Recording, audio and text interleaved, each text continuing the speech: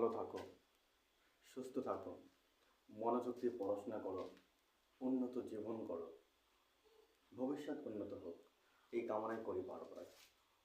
দেখো, প্রত্যেকেই সফলতা পেতে চায়, প্রত্যেকেই লাইফে ভালো কিছু করতে চায়, সাকসেস পেতে চায়। বেকার কে থাকতে চায় বলো? কেউ বেকার থাকতে চায় না। প্রত্যেকেই সফলতা পেতে চায়, প্রত্যেকে ভালো কিছু করতে চায়। কিন্তু দুঃখের বিষয় এটা, প্রত্যেকে তো ভালো করতে চাই, প্রত্যেকে সাকসেস হতে চাই, কিন্তু হয় কয়জনের? সবাই তো সেই স্বপ্নটা পূরণ করতেই পারে।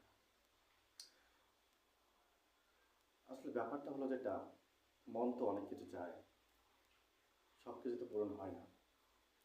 আমরা চাই অনেক কিছু, কিন্তু সব চাওয়া কি আর পূরণ হয়? ক্লাসে ফার্স্ট হওয়ার স্বপ্ন কার না থাকে? সবার থাকে, কিন্তু ফার্স্ট তো একজনই হয়।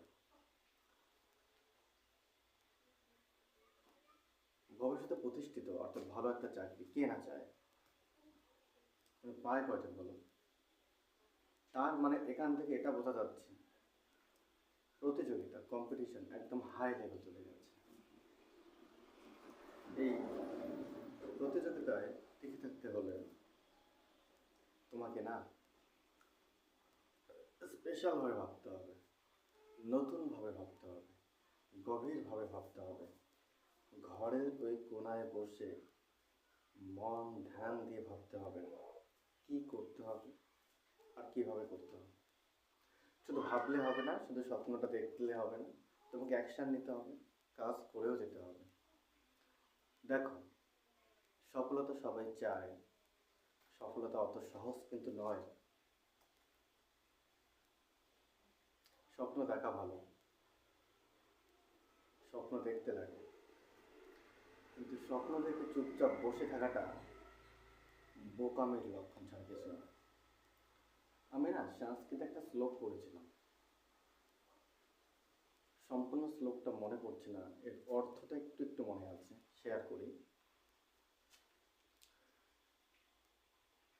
তুমি মনে মনে যাই ভাবো না কেন, যদি কর্ম করতে শুরু না করো, তুমি মনে মনে যা ভাবছো সেটা পূর্ণতা পাবে না। একটা সুন্দর উদাহরণ ছিল সেখানে, ঘুমন্ত সিংহ কখনোই হরিণকে শিকার করতে পারে না।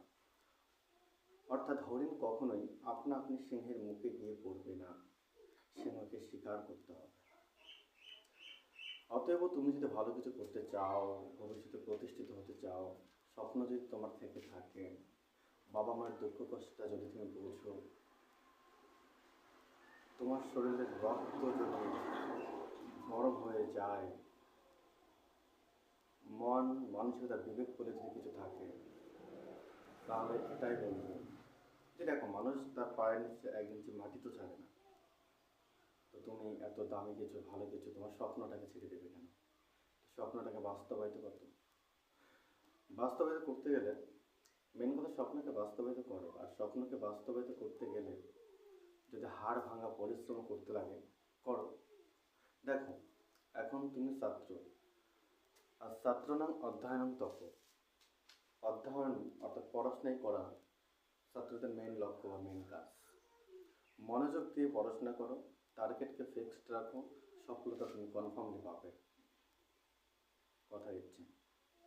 আজ আমার ভীষণ ভালো লাগে যখন মনে মনে এটা ভাবি, আমার অনেক ছাত্র আজ সাকসেসফুল, তারা প্রতিষ্ঠিত, খুব সুন্দরভাবে তারা পরিবারকে চালাচ্ছে, সম্মানের সহিত মাথা উঁচু করে পাচ্ছে, সমাজে তাদের একটা বিশাল নাম ডাক।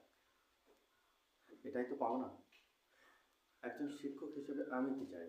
একজন শিক্ষক হিসাবে আমি মন থেকে এটাই চাই, আমার ছাত্ররা সফলতা অর্জন করুক, তারা সম্মানের সহিত বাঁচুক, তারা এই সমাজকে আরো সুন্দর করুক, এটাই আমার চাওয়া। প্রত্যেকটা শিক্ষক এটাই চায়। দেখো, যাক, অনেক কিছু বললাম, বাড়তি কিছু আর বলছি না। খারাপ কিছু বলতে ক্ষমার দৃষ্টিতে দেখো, ক্ষমা করো যদি ভুল কিছু বলে থাকি। জানি আমার কিছু কথা খুব লাগে, বিশ্বাস করো, আমার এই কথাগুলো যদি তেতোও হয়, আমার এই কথা যদি তোমার কলিজে গিয়ে আঘাত করে, বাট এতটুকু তো বোঝো আমার ভালোর জন্য। আমি জানি আমার কিছু কথা খুব লাগে, কিন্তু লাগাতেই যদি তুমি পরিবর্তন হও, তোমারই উন্নতি, তোমারই লাভ। আমরা অবশ্যই শাসন করব, আমরা শিক্ষক, শাসন করা আমাদের দায়িত্ব। চোখের সামনে তো কাউকে খারাপ হতে দেখতে পারি না। এবার দিনে দিনে এখন আগের থেকে বর্তমান যেটা আমি লক্ষ্য করি, বেশিরভাগ ছাত্র রেজাল্ট খারাপ হচ্ছে। চতুর্দিকে যে স্কুলগুলো আছে, সে রেজাল্টগুলো প্রতিনিয়ত আগের তুলনায় মোটামুটিভাবে সেরকম মার্জিত মান। এক কথা বলতে গেলে শাসন কমে গেছে। যেদিন থেকে শিক্ষকের শাসন কমে গেছে, পড়াশোনাটা যেন একটা অন্য লেভেলে চলে গেছে।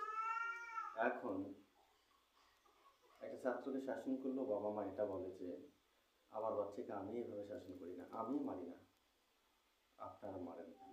খারাপ লাগে। শিক্ষকরা না এখন আগের মতো করে শাসন করে না, তাই আগের মতো মানুষ হওয়াটাও কঠিন হয়ে যাচ্ছে।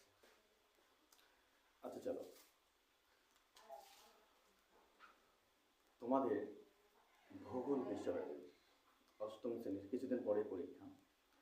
তোমাদের অষ্টম শ্রেণীর ভূগোল বিষয়ের প্রথম যে সেট দিয়েছিলাম, সেখানে গুরুত্বপূর্ণ কিছু প্রশ্ন দেওয়া ছিল। যারা ভিডিওটা দেখো নাই অবশ্যই দেখে নেবে। আর সেট টুয়েও বেশ কিছু ইম্পর্টেন্ট প্রশ্ন দিচ্ছি, এগুলো দেখে নেবে।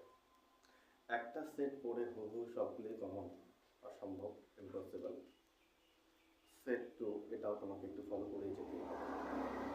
এখানকার এই প্রশ্ন উত্তরগুলো তুমি খাতায় নোটবন্দি করবে, সুন্দর করে লিখবে, মুখস্থ করবে, বারবার প্র্যাকটিস